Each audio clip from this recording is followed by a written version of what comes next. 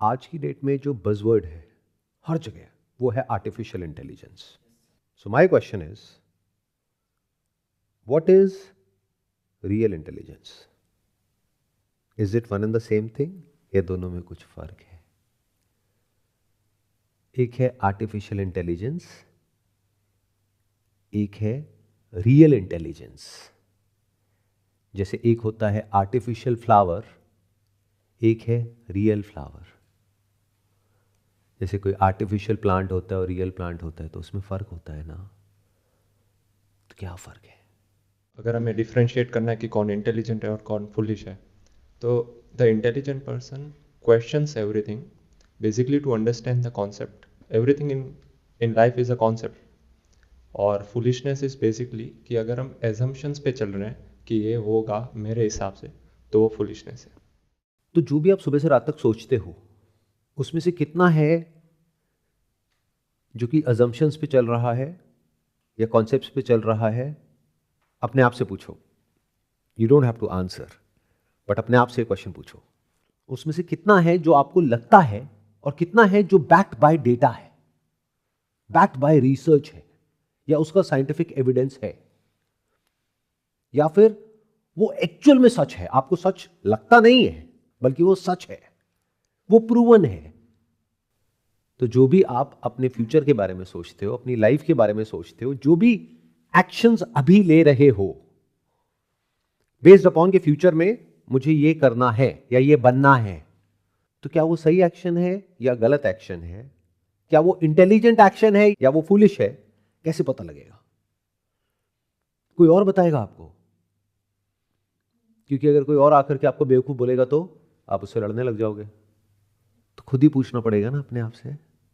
पूछते हो क्या कभी रुक करके अपने आप से कि जो भी मुझे लगता है, जिसके बेस पे मैं एक्ट कर रहा हूं या कर रही हूं, क्या वो मुझे सही लगता है या एक्चुअल में सही है? तो व्हाट इफ आज हम ये सुपरफिशियल लेवल की बातें ना करें, एक और स्टेप आगे बढ़ते हैं और इसको क्वेश्चन करते हैं कि जो आपकी इंटेलिजेंस है, आपकी अपनी एक इंटेलिजेंस है ना, जिसके बेस पे आप कहते हो ये सही है.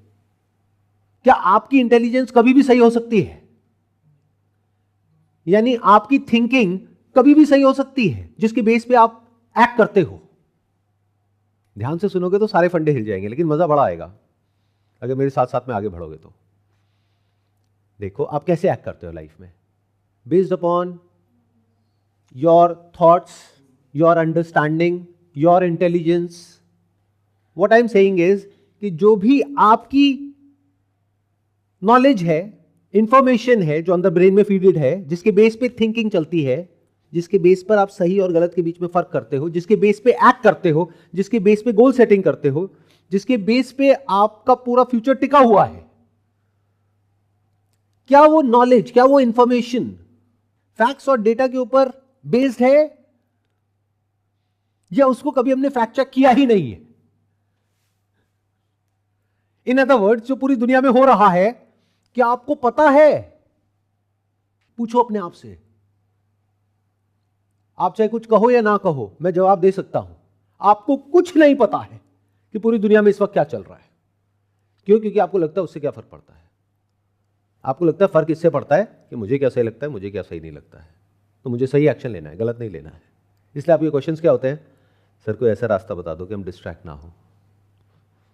This is the height of foolishness. Intelligence आपकी या मेरी नहीं होती है. The moment you say it's my intelligence, you are a fool. आप अपने आप को ऐसे देखो कि आप एक कुएं में हो, एक मेंढक की तरह, और ये आपका दायरा है जहां तक आपको दिख रहा है. तो जहां तक दिख रहा है, जो आपके एक्सपीरियंसेस हैं, वही आपकी नॉलेज का, इंफॉर्मेशन का दायरा है. क्या उसके बाहर कभी सोच सकते हो? तो कुएं में बाकी सब लोग जैसे एक्ट कर रहे होंगे, आप भी वैसे ही करोगे. सब पैनिक करेंगे तो आप भी पैनिक कर जाओगे. सब एक्साइटेड हो रहे होंगे, आप भी एक्साइटेड हो जाओगे. सब जो कर रहे होंगे वही आप करने लग जाओगे. जैसे ही कुछ अलग करोगे, बाकी के आकर के मजाक उड़ाएंगे, तो you will fall in line. आप कहोगे वही करते हैं जो सब कर रहे हैं, लगता है मुझ में ही कुछ कमी है। तो जब तक आप देख नहीं लोगे कि कुएं के बाहर भी एक दुनिया है, इनफैक्ट कुएं का अपने आप में सेपरेट कोई एग्जिस्टेंस नहीं है, क्योंकि कुएं में भी कहीं ना कहीं से पानी आ रहा है, तो वो जो पानी का सोर्स है अगर वो सूख रहा है और कुएं में पानी खत्म होने वाला है और उसको आप बाहर निकल करके देख पाओ, तो क्या इसको इंटेलिजेंस कहेंगे? या क्योंकि इस कुएं में पिछले 100 साल से, जब से भी यहां पे जो भी लोग जिंदा है, चाहे बच्चे चाहे बूढ़े, उन्होंने हमेशा से इस कुएं में पानी देखा है, तो हमेशा रहेगा, कभी खत्म हो ही नहीं सकता। तो इंटेलिजेंस क्या है? आपकी इंटेलिजेंस, आपके घर वालों की इंटेलिजेंस, आपके सो कॉल्ड जो भी गुरु हैं उनकी इंटेलिजेंस, ये एक बबल के जैसा है जिसके अंदर आप जी रहे हो। जैसे ही उस बबल से बाहर निकलते हो तो आपको समझ आता है कि मेरी इंटेलिजेंस नाम की कोई चीज नहीं है। That is the height of foolishness. जैसे जैसे आपकी जो हॉराइजन्स है वो ओपन अप होते हैं, जैसे जैसे आप देखते हो कि पूरी दुनिया आपस में किस तरीके से एक दूसरे से जुड़ी हुई है, और फिर आप देखते हो पूरी दुनिया में क्या चल रहा है, जिसके बेस पे आप ये समझते हो कि अब यहां पर क्या होने वाला है, उसको इंटेलिजेंस कहते हैं। बट क्या हमारा जो एजुकेशन सिस्टम है, हमारा छोड़ो किसी का भी कोई भी एजुकेशन सिस्टम है, क्या वो आपको इस तरीके से तैयार कर रहा है? क्या वो आपकी थिंकिंग को ओपन कर रहा है या और बंद करता चला जा रहा है? ऐसे ही आपके घर में हो रहा है, ऐसे ही आपके आसपास में हो रहा है, सब ऐसे एक्ट कर रहे हैं as if they know what they are doing और what they are talking, they have no idea. अभी अगले कुछ मिनट के अंदर अंदर हम ये डिस्कवर कर सकते हैं कि आप में से कौन इंटेलिजेंट है और कौन फूल है। देखना चाहोगे? There is a strong possibility आप दूसरी कैटेगरी में आओगे, बट एक वे में वो बुरा होगा, यानी आपकी ईगो को बहुत बुरा लगेगा। अरे सर ये क्या बोल दिया, मुझे बुरा लग रहा है, मैं और बेवकूफ़ नहीं। नहीं सर, मेरे घर वाले कहते हैं ये तो बहुत समझदार है, वो बेवकूफ़ है, इसका भाई निकम्मा है, भाई बेवकूफ़ है, ये तो बहुत इंटेलिजेंट है। क्यों? क्योंकि इसके बहुत अच्छे नंबर आते हैं। अब मैं कुछ क्वेश्चंस आपसे पूछूंगा, उससे पता लग जाएगा आप इंटेलिजेंट हो या बेवकूफ़ हो या महामूर्ख हो। ये हमारी वर्ल्ड की इकोनॉमी है। क्या इन आइसोलेशन कुछ भी ऑपरेट करता है? आपको लग सकता है कि करता है, again the height of foolishness, but in reality कहीं कुछ भी इन आइसोलेशन एग्जिस्ट नहीं करता है। सब कुछ इंटरकनेक्टेड है, इंटरडिपेंडेंट है। जैसे हमारे बॉडी के पार्ट्स, आपको लग सकता है कि किडनी का, लीवर का, लंग्स का, डाइजेशन का कोई आपस में कनेक्शन नहीं है, कि डाइजेशन अलग है, ब्रेन अलग है, but in reality these are like two sides of the same coin. एक खराब होगा तो दूसरा बचेगा नहीं। यहां तक देख पा रहे हो? तो इस वक्त वर्ल्ड की सबसे स्ट्रांग इकोनॉमी कौन सी है? यूएसए। बिल्कुल सही, एक इंटेलिजेंट तो मिले। इस वक्त वर्ल्ड की सबसे बड़ी रिजर्व करेंसी क्या है? US dollar. US dollar. इसका मतलब क्या होता है रिजर्व करेंसी का? No idea. No idea. Okay. US economy की क्या कंडीशन है, अच्छी है, बुरी है? No idea. ये पता कैसे लगता है कि किसी इकोनॉमी की कंडीशन अच्छी है या बुरी है? By GDP. By GDP. GDP क्या होता है? Gross goods and services. Gross domestic product, right, including services. Yes yes. तो अगर किसी कंट्री की जीडीपी ज्यादा है तो इसका मतलब उसकी इकोनॉमी अच्छी है। We can say that. Yes. मतलब मान लो किसी कंट्री की जीडीपी बहुत ज्यादा है और डेट उससे भी ज्यादा है, तो क्या वो इकोनॉमी की कंडीशन अच्छी है या बुरी है? तो क्या अगर जीडीपी ज्यादा है, जो कि इस वक्त यूएस की दुनिया में सबसे ज्यादा है, सेकंड नंबर पे कौन है?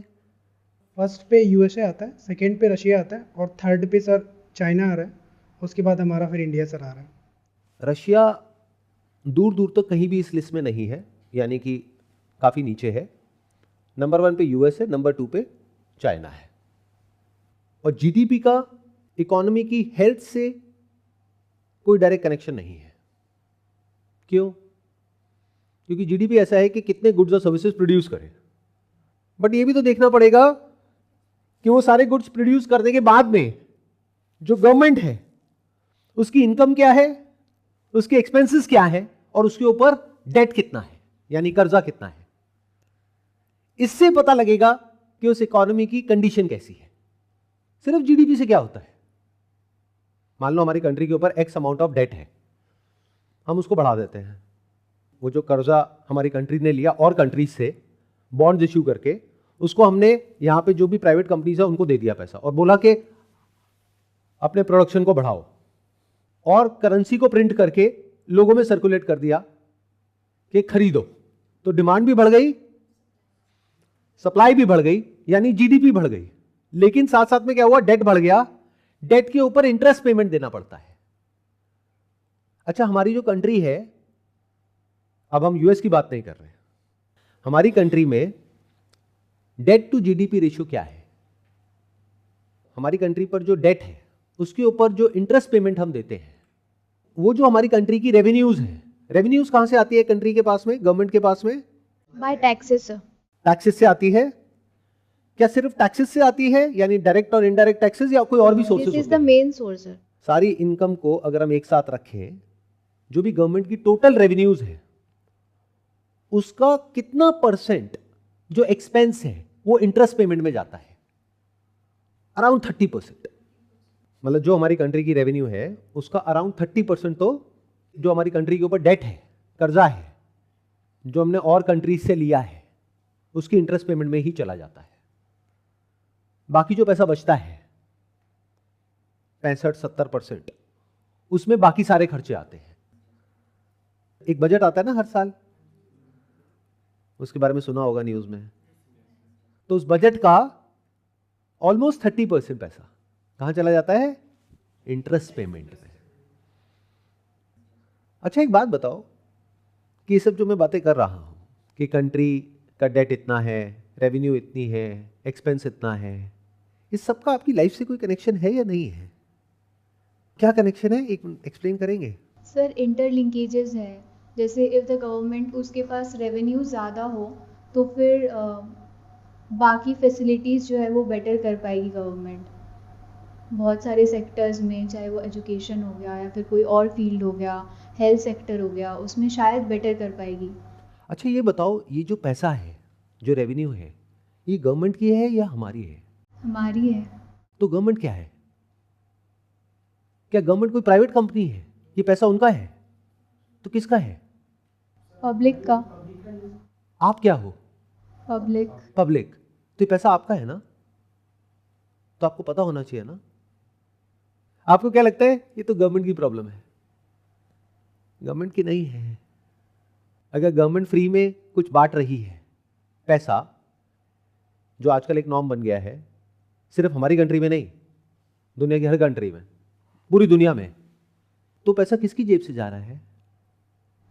Public, general public. What do you mean by public? We are public. तो हमारी जेब से पैसा जा रहा है, किसका? हमारा।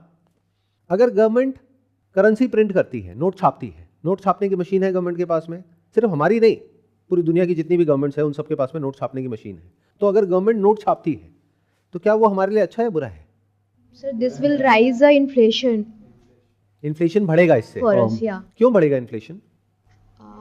बिकॉज यहाँ पे करेंसी प्रिंट होगी, जितनी ज़्यादा गवर्नमेंट उसके अकॉर्डिंग वर्क करेगी और चीज़ें रेट उसका बढ़ जाएगा, तो ऑटोमेटिक प्राइस हाई हो जाएगी। अच्छा, ये बताओ, जब भी गवर्नमेंट करेंसी प्रिंट करती है तो उसका करेंसी की वैल्यू पे क्या असर होता है in comparison to other currencies? जैसे यूएस डॉलर के कंपैरिजन में क्या इंडियन करेंसी ऊपर जाएगी या नीचे जाएगी जब भी करेंसी प्रिंट होती है? नीचे जाएगी सर। नीचे जाएगी। मतलब क्या हुआ? आपकी परचेजिंग पावर कम हो गई। तो ये बेसिक बातें हमको पता होनी चाहिए, नहीं पता होनी चाहिए? तो अभी थोड़ी देर पहले मैं यूएस के बारे में बात कर रहा था, क्योंकि इंडिया के बारे में बहुत ज्यादा बात नहीं करेंगे, क्योंकि आप लोग बहुत सेंसिटिव हो। क्योंकि मैं जैसे जैसे बात करता जाऊंगा, एक एक करके लेयर हटेगी, फिर आप लोग हर्ट हो जाओगे कि सर ये क्या बोल रहे हो, क्यों हमारे घाव पे नमक छिड़क रहे हो? वो ढका है, उसको ढका ही रहने दो ना। सर एक काम करते, ये सब बातें छोड़ते हैं, ये तो बहुत बोरिंग है। सर आप ये बताओ कि जो कॉमेडियंस के अगेंस्ट एक्शन लिया जा रहा है इतने बड़े लेवल पे, ये सही है गलत है? और इस पे अगर मैं डिस्कशन करूंगा आप लोगों को बड़ा इंटरेस्ट आएगा, क्योंकि हर तरफ यही डिस्कशन हो रही है, which is absolutely baseless, meaningless in a country like ours, जहां पर इतने बड़े बड़े इश्यूज हैं जिसकी कोई हद नहीं है। तो एक काम करते हैं, अपनी कंट्री के बारे में बात नहीं करते, आप लोगों के सेंटिमेंट्स कहीं हर्ट ना हो जाए। यूएस के बारे में तो बात कर सकते हैं ना, ठीक है, क्योंकि जब तक आपको ये बात नहीं समझ आएगी कि you are not different from the world, you are the world. मैं दोबारा बोलूंगा, you are not different from the world, you are the world. Our country is not different from the world, we are the world and the world is us. जब तक ये बात समझ नहीं आएगी और आप जिस भी तरीके से एक्ट कर रहे हो वो सब कुछ ही गलत है। That is all foolishness. और मजे की बात, you have got no idea कि दुनिया में अभी इस वक्त एक्चुअल में क्या चल रहा है। बस थोड़ा बहुत इधर उधर कहीं से न्यूज में आ जाता है,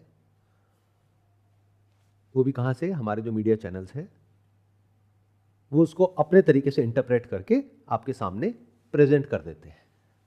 तो क्या हो अगर मैं आपसे कहूं कि यूएस इकोनॉमी में कुछ इतना बड़ा हो रहा है, and not just US economy, US के जो अलाइज हैं, यानी कि जो यूरोपियन कंट्रीज हैं और यूके है, ये जो वेस्टर्न नेशंस हैं, वहां पर कुछ इतना बड़ा हो रहा है जो आज से पहले आप लोगों ने या आपके माँ बाप ने नहीं देखा है।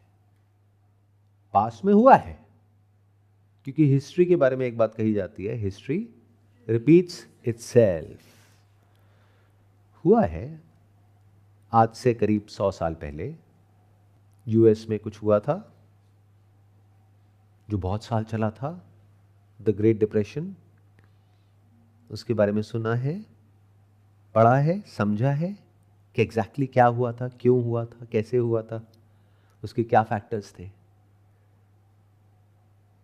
तो क्या हो अगर मैं कहूं कि कुछ बहुत बड़ा हो रहा है, which will turn your whole life upside down, तो आपको समझ ही नहीं आएगा, सर क्या बोल रहे हो, सर मुझे इस सबसे क्या फर्क पड़ता है, मैं तो एंट्रेंस की तैयारी कर रहा हूं ना, सर मुझे ये बताओ ना उसको क्रैक कैसे करना है। अरे मेरे प्यारे क्रैक, पूरा जो ग्लोबल ऑर्डर है वो क्रैक होने वाला है, that's on the verge of a collapse. तो जो भी आप कर रहे हो, जो भी एक्शन ले रहे हो, जो भी सोच रहे हो, क्या उसको इंटेलिजेंस कहेंगे या फूलिशनेस कहेंगे? तो अगर ये जो मैं सवाल आपसे पूछ रहा हूं, इसमें से किसी सवाल का आपके पास में कोई जवाब ही नहीं है कि यूएस में क्या हो रहा है, क्या नहीं हो रहा है, क्यों? क्योंकि आपको लगता है इस सबसे मुझे क्या फर्क पड़ता है। अभी मैंने इंडिया के लिए बहुत सारे आपसे क्वेश्चंस पूछे जिसका हमारे पास में जवाब नहीं है। अगर जवाब होगा भी तो वो भी बिल्कुल ऐसा होगा जैसे कहीं से रट लिया है, कहीं से पढ़ लिया है, कहीं से सुन लिया है, माइंड में फीड कर दिया। जैसे ही मैं क्रॉस क्वेश्चनिंग करूंगा फिर आप घबरा जाओगे कि इसका मतलब क्या, what do you mean by that, तो फिर अटक जाओगे। यूएस जो गवर्नमेंट है इस वक्त, उसके ऊपर कितना डेट है, क्या वो पिछले कुछ सालों में बढ़ रहा है या कम हो रहा है? बढ़ रहा है। ईयर ऑन ईयर कितने % से बढ़ रहा है?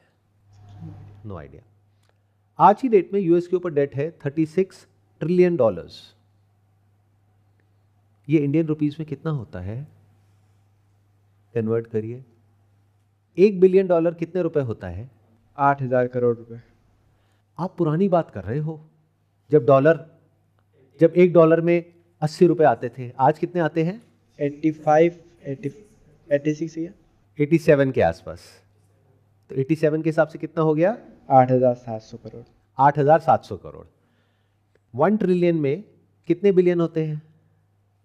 100 बिलियन। 1000। इसका मतलब 1 trillion is equal to how many rupees? 8,70,000 crore.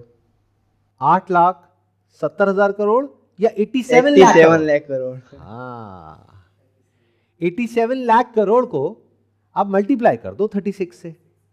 इतना कर्जा है यूएसए के ऊपर। और इंटरेस्ट पेमेंट कितनी है? ये जो कर्जा लिया है यूएस गवर्नमेंट ने अलग अलग गवर्नमेंट से बॉन्ड्स इश्यू करके, तो उसके ऊपर इंटरेस्ट तो देना पड़ेगा ना।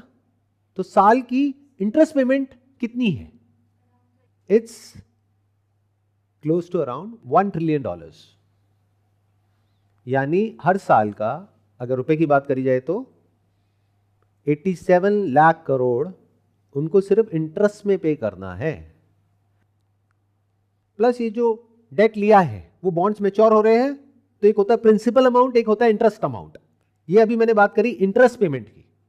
वो जो बॉन्ड्स मैच्योर हो रहे हैं उसको भी तो वापस करना है ना, उसके लिए भी तो पैसा चाहिए।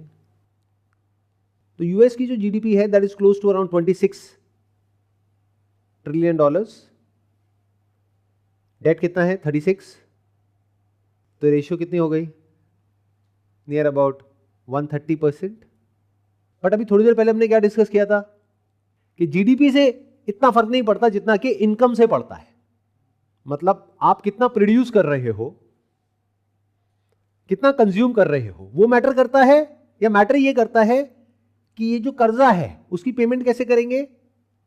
जो इनकम होती है गवर्नमेंट की, जिसको रेवेन्यू बोलते हैं, उसमें से ही तो करेंगे इंटरेस्ट की पेमेंट, और उसी में से तो इस कर्जे को वापस करेंगे। तो बात करते हैं यूएस की एक्चुअल में जो रेवेन्यू है वो कितनी है? Approximately $5 trillion. तो इंटरेस्ट पेमेंट कितनी हो गई? 1। रेवेन्यू है $5 ट्रिलियन, उसमें से इंटरेस्ट पेमेंट है $1 ट्रिलियन, प्लस ये जो डेट है वो भी रीपे करना है। तब ये रीपे कैसे होगा? आप रीपे कैसे करोगे? अपने ऊपर रख के देखो। आपकी सैलरी है ₹5 और आपके ऊपर कर्जा है ₹36, और आपका खर्चा जितनी आपकी कमाई है उससे ऑलरेडी बहुत ज्यादा है, प्लस ऊपर से आपको इंटरेस्ट भी पे करना है जो कर्जा आपने लिया है, प्लस वो जो कर्जा लिया है वो कर्जा भी वापस करना है। तो कैसे करोगे? और कर्जा लिया जाएगा। और कर्जा लेंगे। एग्जैक्टली यही तो करते हो आप लोग। पहले क्रेडिट कार्ड यूज करते हो, उसमें मिनिमम ड्यू अमाउंट आता है, वो पे कर देते हो बिना सोचे कि कितना इंटरेस्ट लग रहा है। फिर जब आपके पास में पैसा नहीं होता है मिनिमम ड्यू अमाउंट भी पे करने का, तब आप क्या करते हो? दूसरे क्रेडिट कार्ड को यूज करते हो पहले की पेमेंट करने के लिए, फिर तीसरे को यूज करते हो दूसरे की पेमेंट करने के लिए, फिर चौथे को करते हो। फिर एक ऐसा पॉइंट आ जाता है जब बैंक को पता लग जाता है कि आपके पास में 4 क्रेडिट कार्ड हैं और आपकी एक्चुअल में इनकम कुछ भी नहीं है, तो बैंक उन कार्ड्स को ब्लॉक कर देता है। उसके बाद में क्या होता है? आप डिफॉल्टर हो जाते हो। बट ये तो बहुत सिंपल लग रहा है सुनने में, और ये होते हुए आपने अपने आसपास में देखा भी होगा, अपने फ्रेंड सर्कल में या इधर उधर फैमिली में सुना होगा, है ना? लोन पे डिफॉल्ट कर गए, क्या बड़ी बात है? कोई बात नहीं, सिबिल स्कोर ही तो खराब हुआ, उससे क्या फर्क पड़ता है? अब समझो कि यूएस इकोनॉमी के केस में इस बार ऐसा क्या हो रहा है जो पिछले 100 सालों में नहीं हुआ। एक तो ये समझो कि डेट बढ़ना शुरू कैसे हुआ और क्यों हुआ। अभी तक हम मैक्रो इकोनॉमिक्स को समझ रहे थे, अब जियो पॉलिटिक्स भी बीच में आ जाएगा। Do you want to get into all this या नहीं? बस अपनी जो एंट्रेंस की तैयारी के लिए ये सब जो रटना होता है बस वही काफी है आप लोगों के लिए, कभी एक्चुअल में समझना ही नहीं है। इज रटना इंपॉर्टेंट कि आपको नंबर सारे याद है, या फिर समझना इज इंपॉर्टेंट कि इसका मेरी लाइफ से क्या कनेक्शन है? Make sense? तो अभी हमने क्या बात करी? मैक्रो इकोनॉमिक्स के पॉइंट ऑफ व्यू से। अब जरा जियो पॉलिटिक्स को भी समझते हैं कि उसका इससे क्या कनेक्शन है। आज से 100 साल पहले तक पूरे वर्ल्ड में जो एक करेंसी सिस्टम था that was backed by gold, इसको बोलते थे द गोल्ड स्टैंडर्ड। वो धीरे धीरे अबॉलिश कर दिया यूएस ने। फिर क्या बन गया स्टैंडर्ड? US dollars. और ये क्यों हुआ? क्योंकि वर्ल्ड वॉर 2 के टाइम पे US emerged as the clear cut winner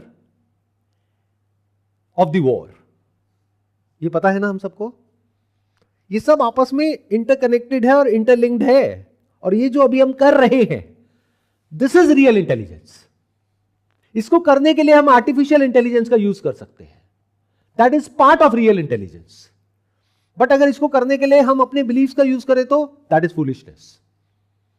या जा करके किसी ऐसे इंसान से डिस्कस करें जिसको एबीसीडी भी नहीं पता इन सब बातों की, और उससे पूछे हाँ जी सर बताओ क्या होने वाला है, that is a sign of foolishness. या फिर जैसा आपको लगता है उसके बेस पर आप कुछ भी सोचने लग जाओ, दैट इज फूलिशनेस। क्योंकि आर्टिफिशियल इंटेलिजेंस किस तरीके से ऑपरेट करती है, based upon data, information, statistics. तो उसके बेस पे ये सारे जो नंबर्स हैं वो आप वेरीफाई कर सकते हो थ्रू आर्टिफिशियल इंटेलिजेंस। वो क्यों जरूरी है, इस रियल इंटेलिजेंस के काम करने के लिए। क्योंकि अगर आप खुद इसको मैन्युअली इकट्ठा करने बैठ जाओगे, इन सारे नंबर्स को, इन सारी रेशियोज को, या रटने बैठ जाओगे, उसका कोई फायदा नहीं है, दैट इज फूलिशनेस। ये बिल्कुल ऐसा है कि आज की डेट में आपके पास में ऑप्शन है बाय एयर आने का, जहां से भी आप बाहर से आए हो, और आप कहते हो नहीं मैं तो बैलगाड़ी से ही आऊंगा, तो महंगा भी पड़ेगा, टाइम भी ज्यादा लगेगा, और आप यहां तक पहुंच ही नहीं पाओगे। तो आज हमारे पास में एआई है, तो we can use AI and then take our intelligence on the next level. ये नहीं कि एआई से ही डरना है, ये नहीं कि हम कहें कि नहीं एआई तो बेकार है, एआई को क्यों यूज करना है, मैं तो खुद इस सारे डेटा को कलेक्ट करूंगा। हाँ आप कर लोगे, आपको 1 महीना लगेगा, बट अगर ये सारा डेटा आप एआई के थ्रू कंसोलिडेट करते हो और कलेक्ट करते हो तो कितनी देर लगेगी, कुछ सेकंड्स, कुछ मिनट। तो this is part of real intelligence. अभी सब जो मैं आपसे बात कर रहा हूं, इज इट माई हाइपोथेसिस, या फिर ये जो सोशल गैदरिंग्स होती हैं हमारे घर में या कहीं किसी शादी में, वहां पर जो बातें हो रही होती है, क्या वहां से सुन करके मैं आपको बोल रहा हूं?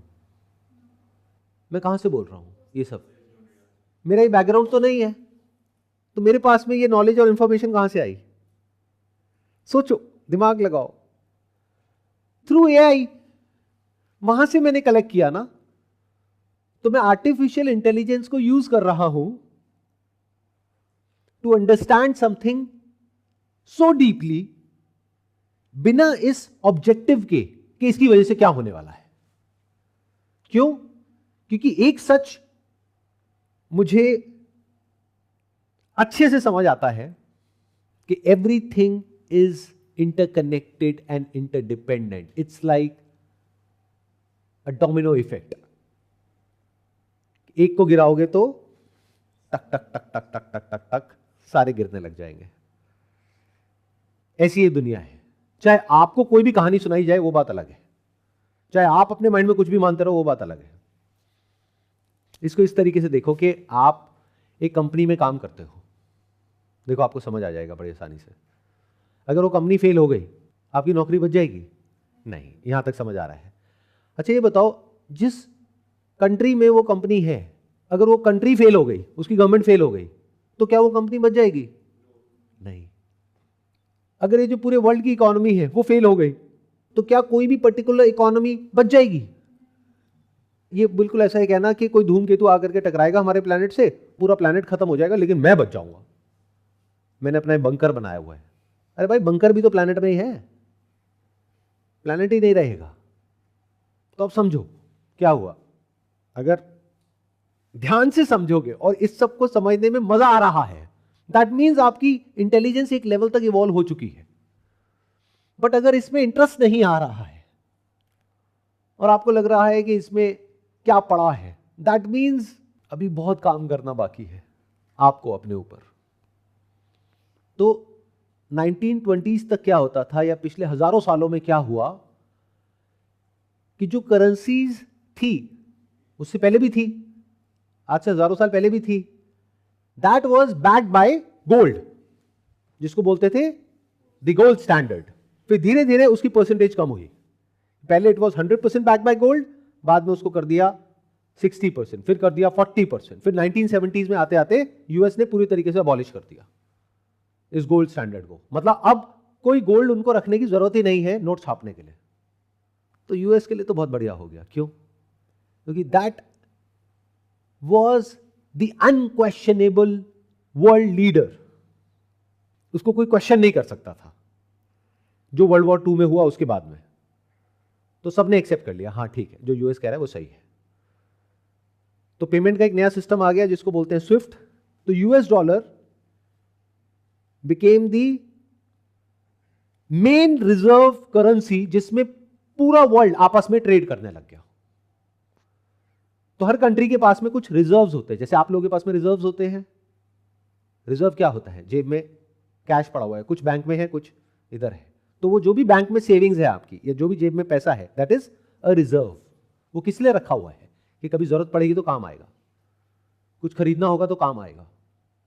तो पूरी दुनिया में जो ट्रेड होने लगा वो होने लगा यूएस डॉलर में। और क्योंकि गोल्ड स्टैंडर्ड हट गया तो इसका फायदा सोचो यूएस को कितना बड़ा हुआ। यूएस की जो करेंसी है वो स्ट्रांग होती चली गई। मतलब यूएस को क्या करना था, कोई पीछे गोल्ड की बैकिंग तो चाहिए नहीं, तो करेंसी को प्रिंट किया, यानी कागज के टुकड़े, उसको किसी भी कंट्री को दिया और उससे जो एक्चुअल में सामान है वो ले लिया। यानी इटली से वाइन ले ली, जिस वाइन को बनाने में उनको मान लो 100 साल लगा, और बदले में क्या दिया? कागज का टुकड़ा। तो अलग अलग दुनिया के पार्ट से अलग अलग चीजें, अलग अलग तरह के रॉ मटेरियल्स यूएस के पास आने लग गए। किसके बेस पे? कागज के बेस पे। इससे बढ़िया बिजनेस क्या होगा सोचो।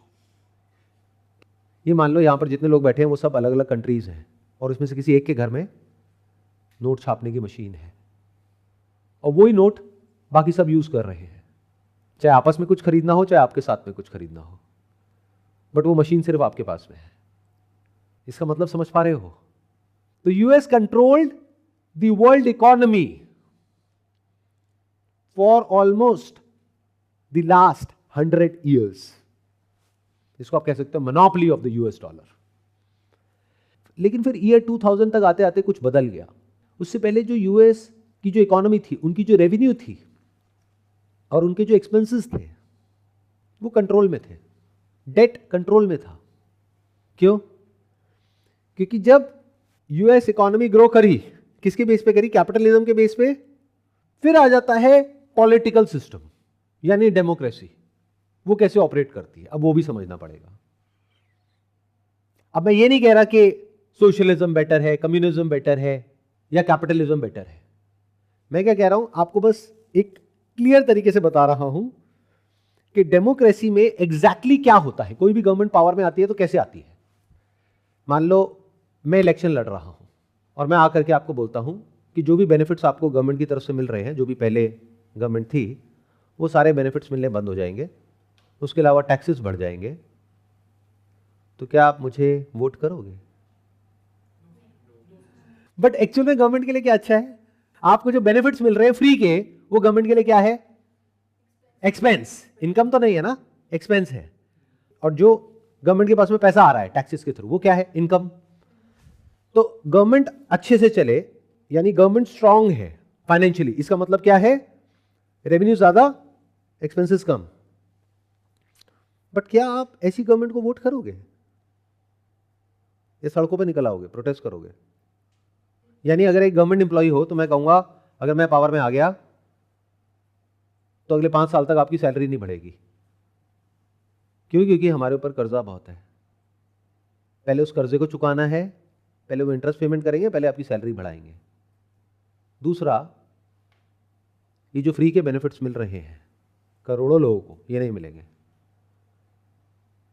ये मिलने बंद हो जाएंगे, जिसकी आपको आदत हो गई है पिछले कुछ सालों से। तो आप क्या करोगे? वोट दोगे? नहीं दोगे ना। यही हाल पूरी दुनिया में है। तो पॉलिटिशियंस ने क्या किया पूरी दुनिया में, including but not limited to US? Freebies, social security और ऐसी बहुत सारी welfare schemes to create equal outcome. दोनों में ध्यान से फर्क समझना, एक है इक्वल आउटकम, एक है इक्वल अपॉर्चुनिटी। इन दोनों के बीच के फर्क को अच्छे से समझ लो, अगर समझ सकते हो तो। इक्वल आउटकम का मतलब क्या होता है? जो आज की डेट में हर कोई एक्सपेक्ट कर रहा है, अंदर ही अंदर हर कोई, जो एंटरप्रेन्योर्स हैं, जो बिलियनर्स हैं, उनसे चिढ़ते हैं, उनके लिए सबके अंदर गुस्सा भरा हुआ है। क्यों? क्योंकि एक तरफ से मिडिल क्लास के हाथ में तो पैसा नहीं है अपने रोज के खर्चे चलाने का भी, महंगाई इतनी बढ़ती जा रही है, तो जो मिडिल क्लास है या लोअर क्लास है वो तो स्क्वीज होती जा रही है। बट कुछ लोग ऐसे हैं जो टॉप पर बैठे हैं, उनके पास में अरबों खरबों रुपए है।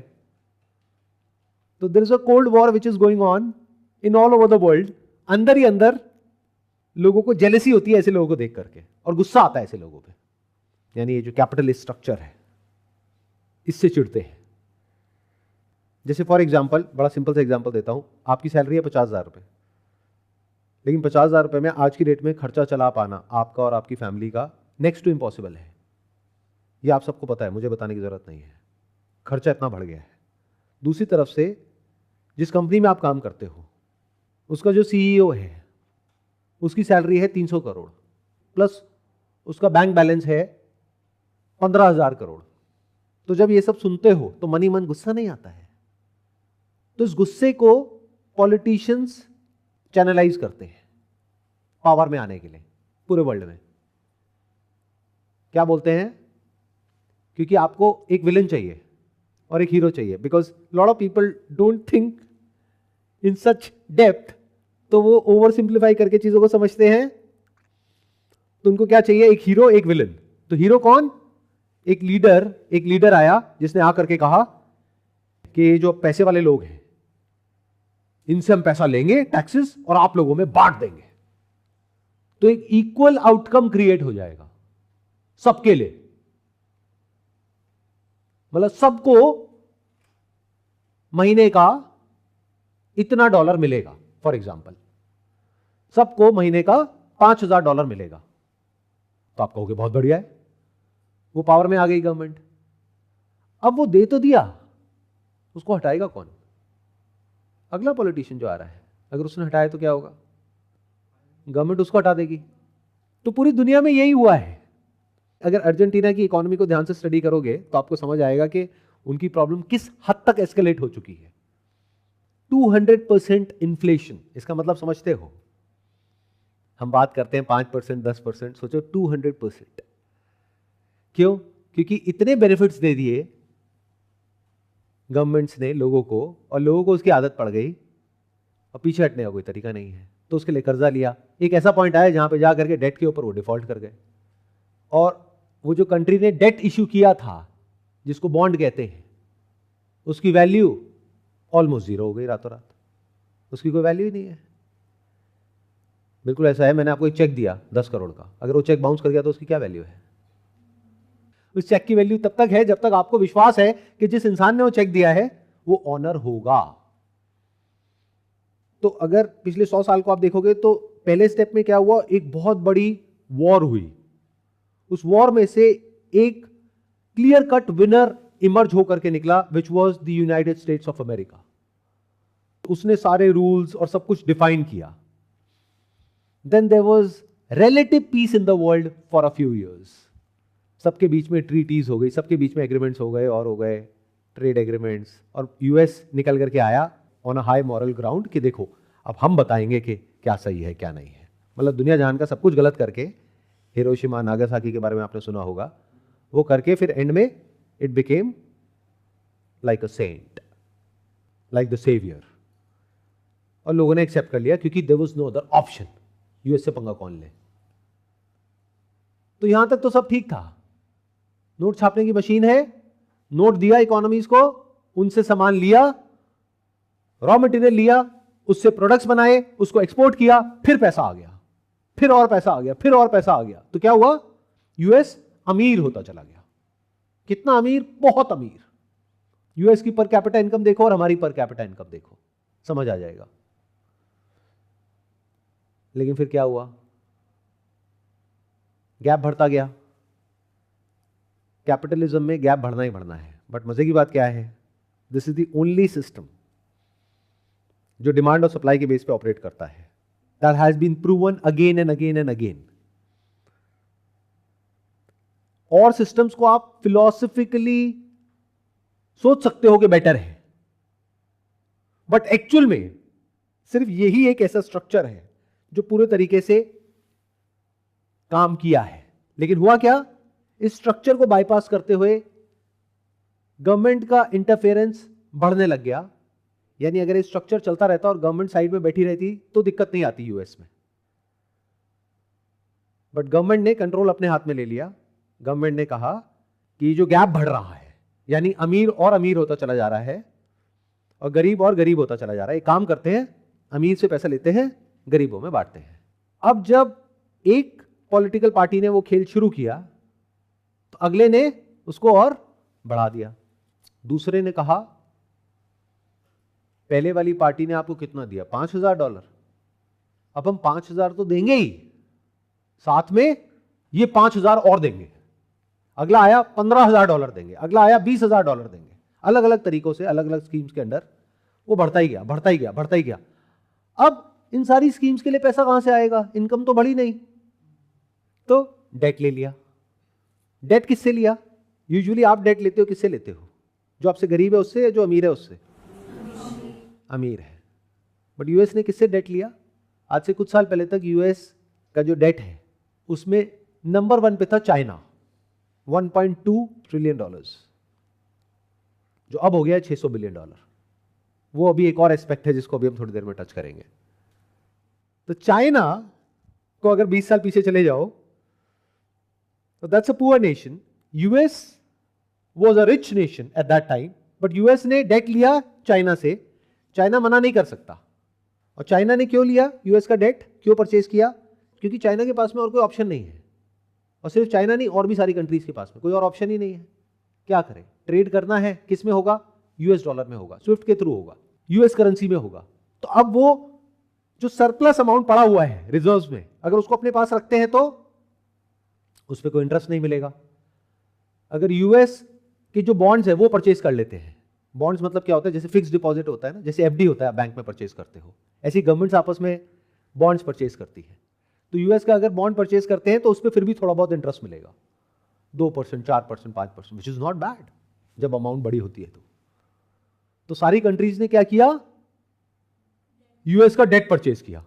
तो अब यूएस का डेट जैसे ही मैच्योर होता, मान लो कुछ शॉर्ट टर्म डेट है, कुछ मीडियम टर्म है, कुछ लॉन्ग टर्म है, मान लो 5 साल बाद कुछ मैच्योर हुआ, अब उसकी पेमेंट करनी है, तो यूएस ने क्या किया, और बॉन्ड्स इश्यू कर दिए किसी और कंट्री को, वहां से पैसा आया, यहां से इसका पैसा चुका दिया, जैसा आप करते हो। या पास्ट में जो भी फाइनेंशियल बबल्स बर्स्ट हुए हैं उसके पीछे रीजन क्या था? यही तो था, हमेशा यही तो होता है। डेट ज्यादा होता है, पेइंग कैपेसिटी होती नहीं है, तो एक ऐसा पॉइंट आता है जहां पे जाकर के वो बबल बर्स्ट हो जाता है। तो ये जो पूरा गेम था विच इज इंटरकनेक्टेड, क्या क्या इंटरकनेक्टेड है यहाँ पे? एक पॉलिटिकल सिस्टम, मतलब यूएस में ईयर 2000 के बाद में जो भी गवर्नमेंट्स आई वो और बेनिफिट्स को बढ़ाती चली गई, इनकम बढ़ी नहीं, एक्सपेंसेस बढ़ते चले गए, उसके लिए और डेट उठाते चले गए, प्लस डेट की इंटरेस्ट पेमेंट। तो ये पूरा का पूरा एक स्पाइरल बन गया। अब इससे बाहर निकलने का क्या तरीका है? कुछ ड्रास्टिक मेजर्स लेने होंगे, बट वो लिए तो क्या होगा? सिविल वॉर हो जाएगी कंट्री में। एक हद तक ही आप ले सकते हो वो मेजर्स, उससे ऊपर नहीं ले सकते। जैसे अगर आप एक गवर्नमेंट एम्प्लॉय हो और कितने साल तैयारी करके, और यहां पर तो कितना मुश्किल है गवर्नमेंट जॉब मिलना, वो तो सबको पता ही है हमारी कंट्री में, तो कितने साल तैयारी करके आपको एक गवर्नमेंट जॉब मिली और एकदम से गवर्नमेंट आए और वो कहे कि अभी आपकी सैलरी 60,000 है, अगले महीने से 30,000 हो जाएगी, क्या करोगे? प्रोटेस्ट करोगे। इस प्रोटेस्ट को सिविल वॉर बोलते हैं। अब यहां तक समझ आ गया कि यूएस पे इतना ज्यादा डेट क्यों है? जो वो चाहे कुछ भी कर लें, ये उन कंट्रीज को भी पता है और यूएस को खुद भी पता है, वो वापस कर ही नहीं सकते। बताओ कैसे करेंगे? और ये डेट बढ़ता जा रहा है बहुत तेजी से। ये जो $36 ट्रिलियन है वो आज है, आज से 1 साल बाद ये नंबर और बढ़ जाएगा। इनफैक्ट जो भी अगली गवर्नमेंट आ रही है वो कुछ प्रोमिसेस करके आ रही है। वो क्या है कि हम टैक्स को और कम करेंगे, टैक्स को 0 कर देंगे। इसका मतलब क्या है? इनकम और कम हो जाएगी, या फिर हम आपको ये बेनिफिट देंगे, मतलब क्या है? एक्सपेंस और बढ़ जाएगा। तो ये सब कहां से पूरा होगा? पहले ही डेफिसिट है, तो इसको पूरा करने के लिए और डेट चाहिए। तो ये गेम ऐसे ही चलता रहता। अगर यूएस एक क्लियर कट डोमिनेटिंग पोजीशन में होता तो, but because of BRICS, BRICS मतलब ईंटें नहीं, कितनों को पता है ब्रिक्स क्या है? इंडिया हो गया, ब्राज़ील हो गया, साउथ अफ्रीका हो गया, चाइना हो गया, और एक कंट्री सर और है वो रशिया हो गया। रशिया हो गया। सर ये 5 हैं जो अपनी करेंसी सर लॉन्च कर रही हैं अगेंस्ट। हाँ, इतना सोच के बोलने की जरूरत नहीं है, बड़ा आसान है इसको समझना। BRICS, बी मतलब ब्राजील, आर मतलब रशिया, आई मतलब इंडिया, सी मतलब चाइना, एस मतलब साउथ अफ्रीका।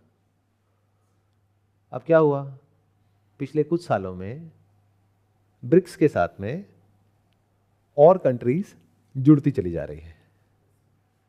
इनफैक्ट बहुत सारी और इमर्जिंग इकोनॉमीज बड़ी बड़ी वो जुड़ती चली जा रही है।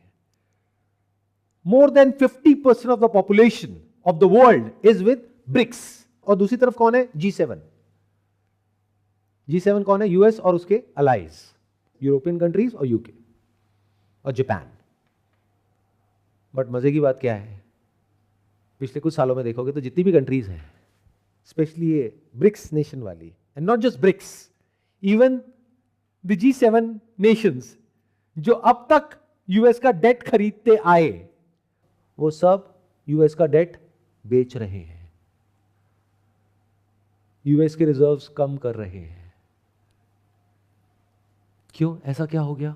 सब कुछ सही तो चल रहा था, सब कुछ अच्छा तो चल रहा था। यूएस की बहुत सारी वॉर्स हुई पिछले कुछ सालों में, तो यूएस क्या करता था? डॉलर को वेपनाइज करता था सैंक्शंस लगाने के लिए, उनके एसेट्स को फ्रीज करने के लिए। तो जब तक वो छोटे लेवल पे हो रहा था तब तक चल रहा था। But the biggest turning point was जब रशिया के साथ में उसने ऐसा किया। रशिया के $300 बिलियन के एसेट्स, अगर आप सैंक्शंस लगा रहे हो दैट इज फाइन। सैंक्शंस मतलब क्या? ट्रेड में, कि हम इनके साथ में ट्रेड नहीं करेंगे, दैट इज फाइन। बट आपने तो उनके एसेट्स पे ही कब्जा कर लिया, वो एसेट्स जो उन्होंने भरोसा किया था किसके ऊपर? यूएस डॉलर के ऊपर। इन अदर वर्ड्स, आपके पैसे मेरे पास रखे हुए हैं, लोन नहीं है, वो आपके पैसे हैं। आपके पैसे आपने मेरे पास रखवाए हैं और मैं बैंक हूं, और मैं उस पर कब्जा कर लूं और मैं बोलूं जाओ, मैं आपके पैसे नहीं देता, तो बाकी लोगों के मन में क्या आएगा कि आज अगर इनके साथ हुआ है तो कल हमारे साथ भी हो सकता है। तो that was the biggest turning point.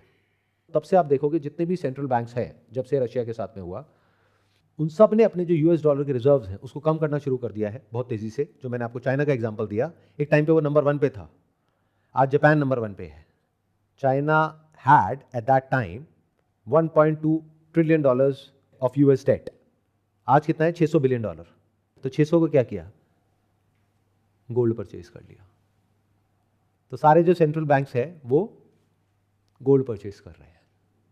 Y gold? Why not US dollars? और दिमाग। 2019 में BIS ने गोल्ड को एज Tier 1 एसेट डिक्लेयर कर दिया, और उसके बाद से गोल्ड रश शुरू हो चुका है, जिसके बारे में आप लोगों को कुछ पता ही नहीं है। क्यों? क्योंकि आप लोगों को लगता है इससे मेरे को क्या फर्क पड़ता है। बट जितनी भी कंट्रीज हैं उनकी जो गवर्नमेंट्स है सबको पता है। तो सारी कंट्रीज क्या कर रही हैं, including but not limited to India, even western countries like Poland, सब अपने गोल्ड के रिजर्व्स को बढ़ाने में लगे हुए हैं और यूएस डॉलर के रिजर्व्स को कम कर रहे हैं। यूएस के जो बॉन्ड्स है उसको सेल कर रहे हैं। तो अभी तक तो ये गाड़ी बहुत बढ़िया चल रही थी। यानी क्या? ये जो डेट है यूएस के ऊपर, जब उसकी ड्यू डेट आई तो किसी और को बॉन्ड दिया और वहां से पैसा आया, पिछले वाले को दे दिया। अब क्या करेंगे? लगाओ दिमाग।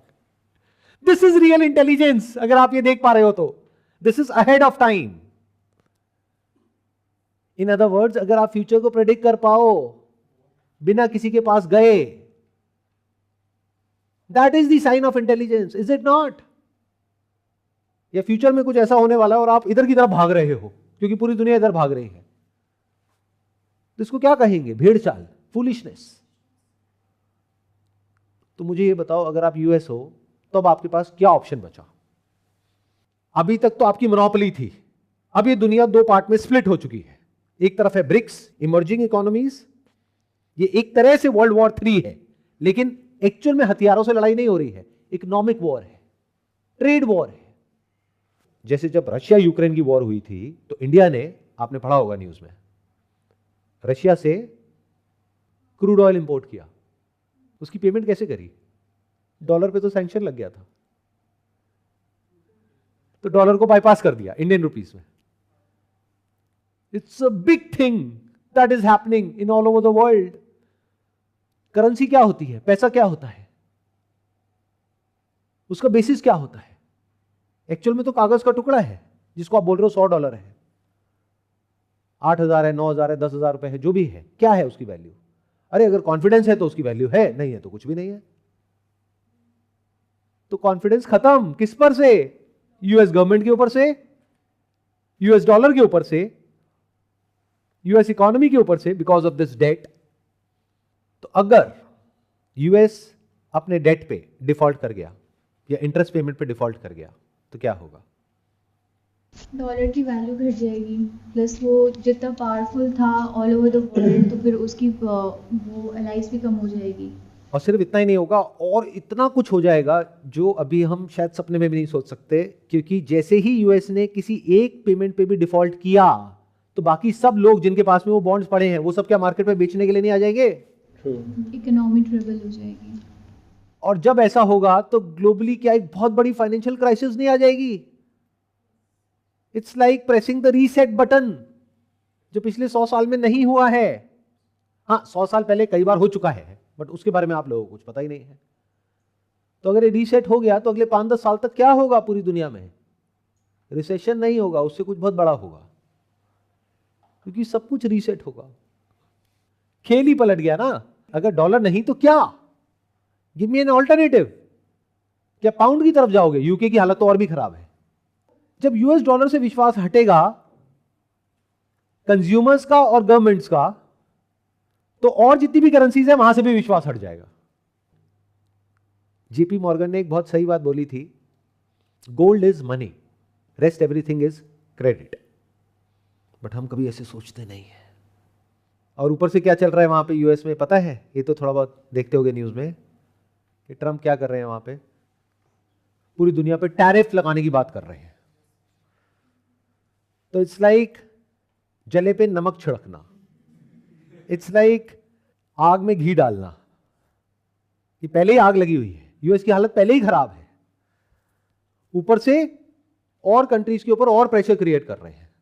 तो कंट्रीज क्या करेंगी? आपस में और ज्यादा क्लोजली काम करेगी, और यही हो रहा है। यूएस के जो अलाइज हैं या अलाइज थे, वो भी अब यूएस के साथ काम नहीं कर रहे हैं, वो ब्रिक्स के साथ काम कर रहे हैं।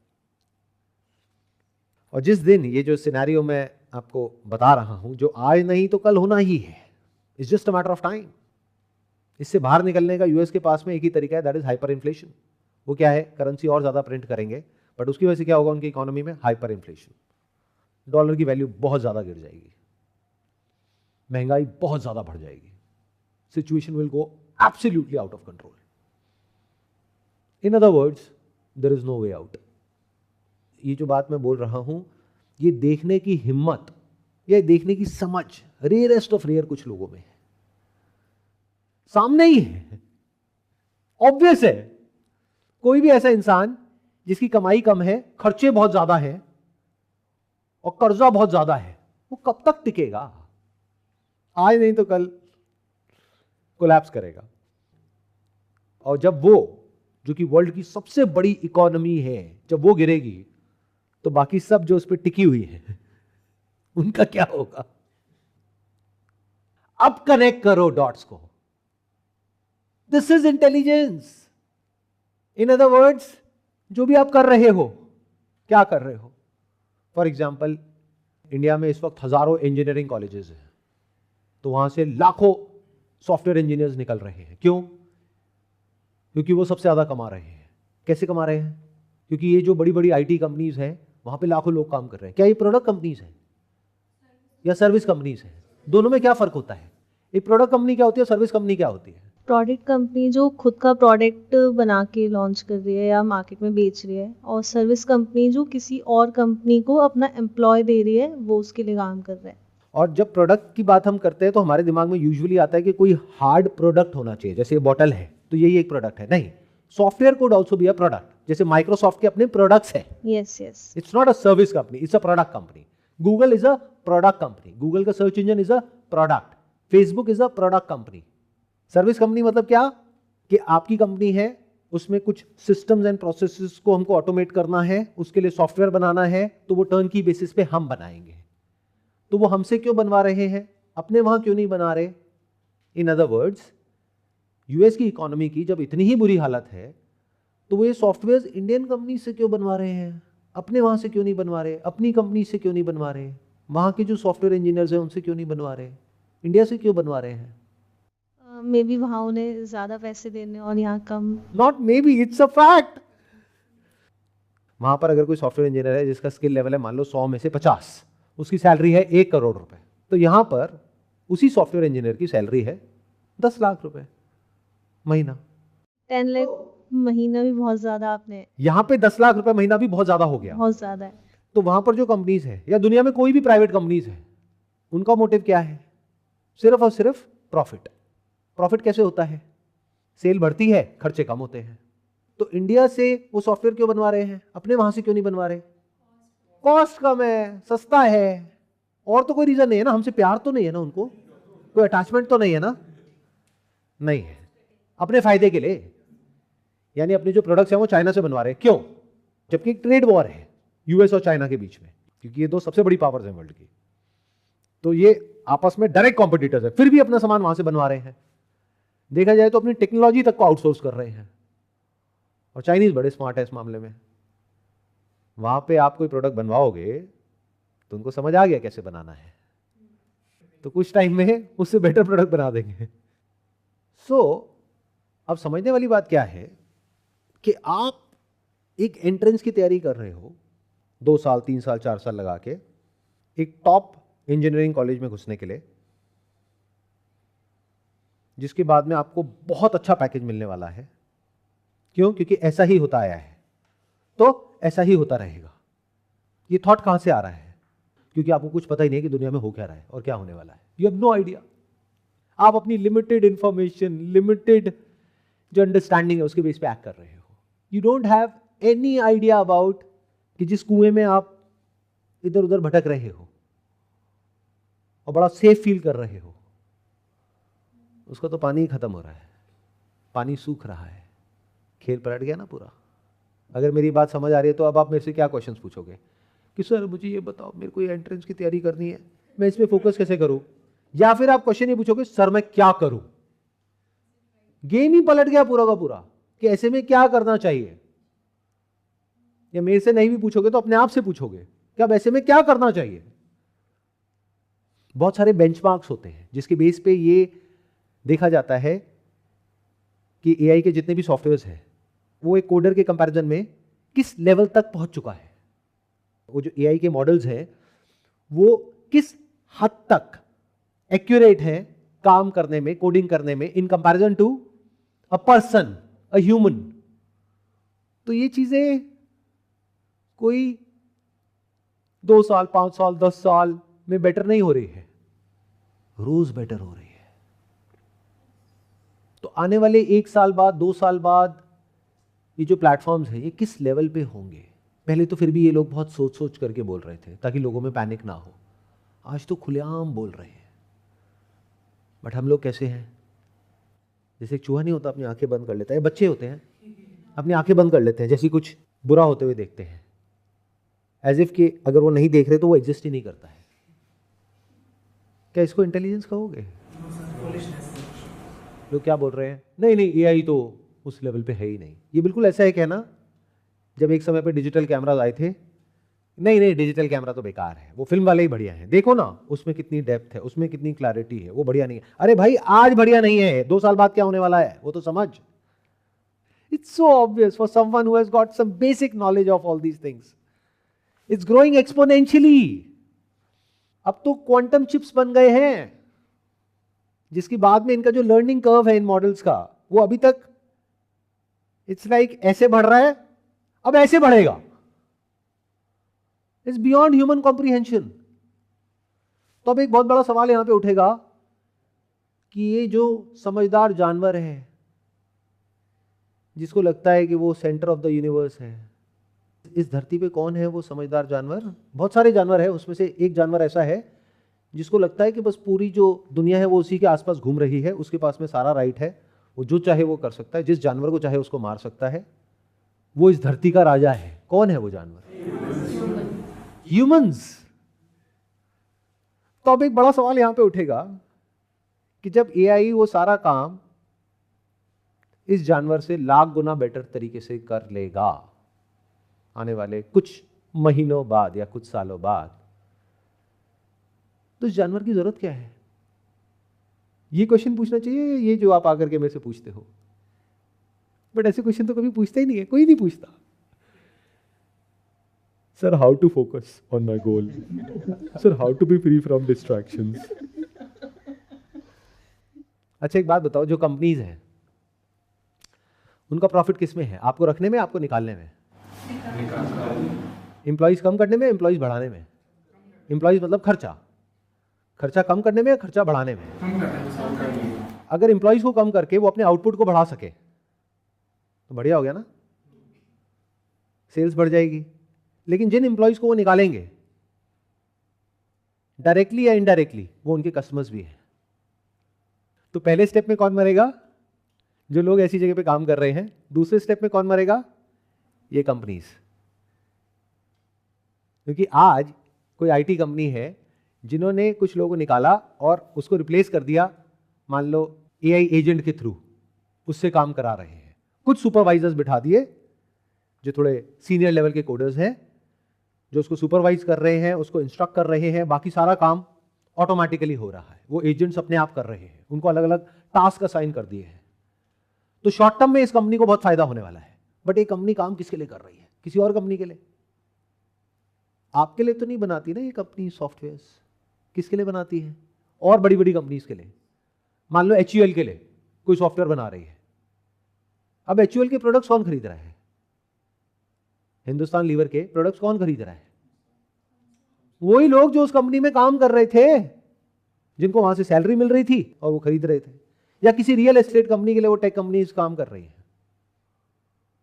अब वो घर कौन खरीद रहे थे? वो घर खरीदने के पैसे कहां से आ रहे थे? जो लोग इन कंपनीज में काम कर रहे थे वही तो खरीद रहे थे। गुड़गांव में आज की डेट में 3-4 करोड़ से कम में कोई भी घर नहीं आता है। थोड़ा सा भी अगर ढंग का घर आपको चाहिए तो 3-4 करोड़ का घर कौन खरीदेगा? वो जिसकी सैलरी है 1 लाख रुपए महीना। क्योंकि 3-4 करोड़ रुपए का घर खरीदने के लिए उसकी EMI कितनी आएगी? 3 से 4 लाख रुपए महीना। तो वो पे करने के लिए आपकी सैलरी होनी चाहिए कम से कम 6 लाख रुपए महीना। तो ऐसे कितने लोग हैं जिनकी सैलरी है 6 लाख रुपए महीना या 10 लाख रुपए महीना? कुछ गिने चुने तो है। तो जब इन्हीं को आपने निकाल दिया अपने फायदे के लिए और इनके पास में EMI भरने के पैसे नहीं है, तो उस रियल एस्टेट कंपनी का क्या होगा? उन सारी कंपनी से क्या होगा जो तरह तरह के प्रोडक्ट्स आपको बेच रही है?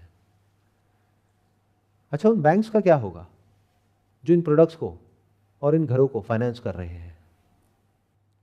बैंक के पास में ना कोलेटरल है। अच्छा, उससे क्या होता है? उससे ये होता है कि आपका जो घर है जो आपने लिया 4 करोड़ का, 20 साल तक उसकी EMI देनी है। आपकी नौकरी चली गई 1 साल में, 19 साल रह गए हैं। आपने कहा बैंक को मैं EMI नहीं दे सकता। बैंक आपसे वो घर ले लेगी। क्या करेगी उस घर का? अपने पास रखेगी। बैंक को कैश चाहिए, मार्केट में बेचेगी। अगर इस तरह से बहुत सारे घर बिकने के लिए आ गए और खरीदने के लिए कोई है ही नहीं, तो रियल एस्टेट मार्केट में जो प्राइसेस हैं उसका क्या होगा? किसी ने 5 करोड़ का घर लिया है, वो एक्चुअल में मार्केट में 1 करोड़ का हो गया, लेकिन पेमेंट उसको करनी है 10 करोड़, क्योंकि EMI में इंटरेस्ट भी होता है।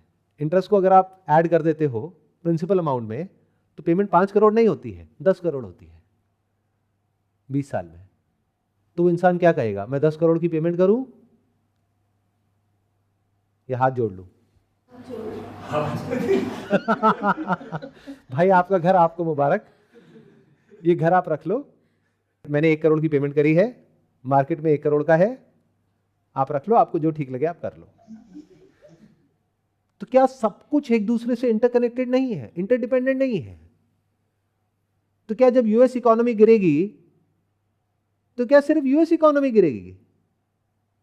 क्या यूएस इकोनॉमी के ऊपर जो और इकोनॉमीज डिपेंड करती हैं, अपने प्रोडक्ट्स और सर्विसेज बनाती है, जर्मनी, मर्सिडीज, BMW, ऑडी, ये सब कहां की कंपनीज हैं?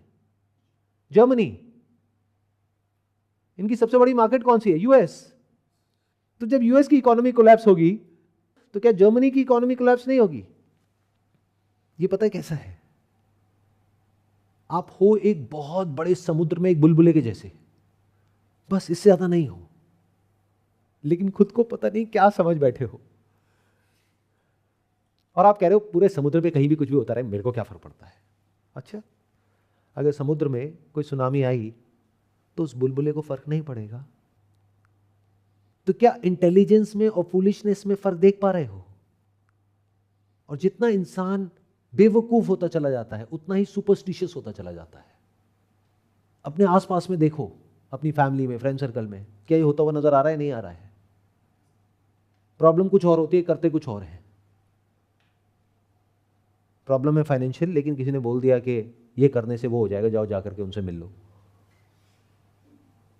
कैसे भाई? वो फाइनेंशियल कंसल्टेंट है, करियर कंसल्टेंट है। नहीं नहीं नहीं नहीं, किसी ने कुछ कर दिया है तुम्हारे ऊपर। तो चीजें और बढ़ेंगी, सेंटिमेंट्स और ज्यादा हर्ट होंगे, क्योंकि अंदर से हालत खराब है।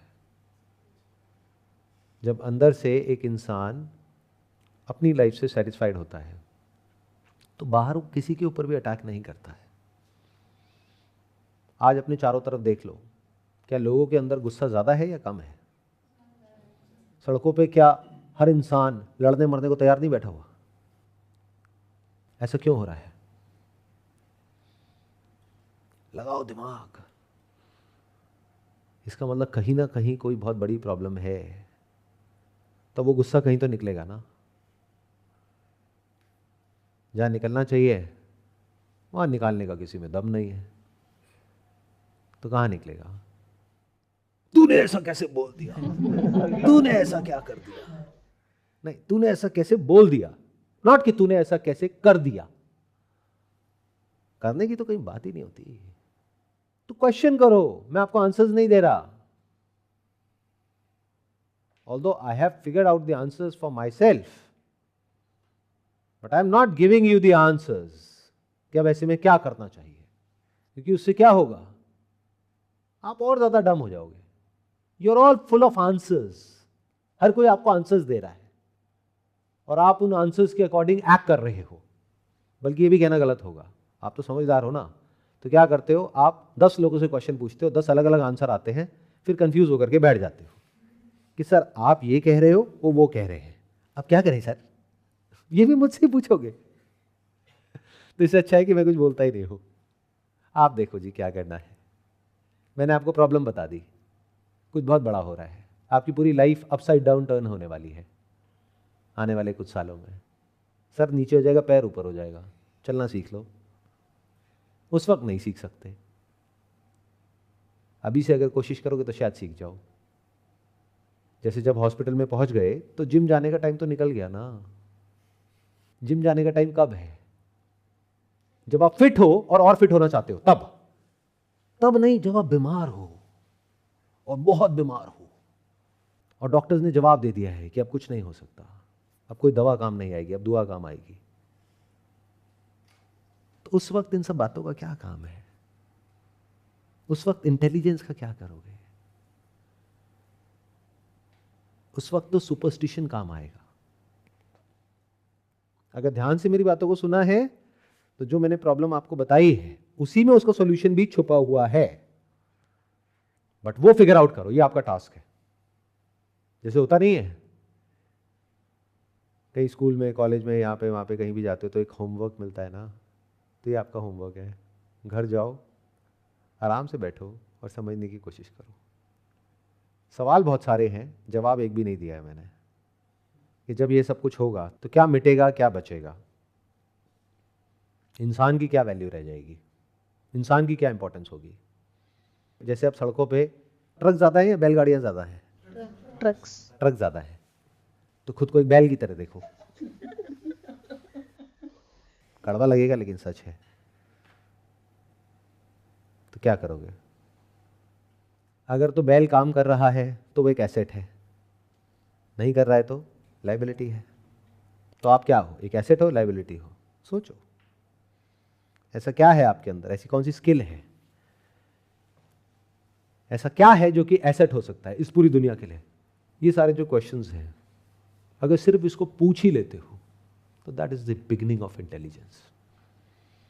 Not artificial intelligence but real intelligence.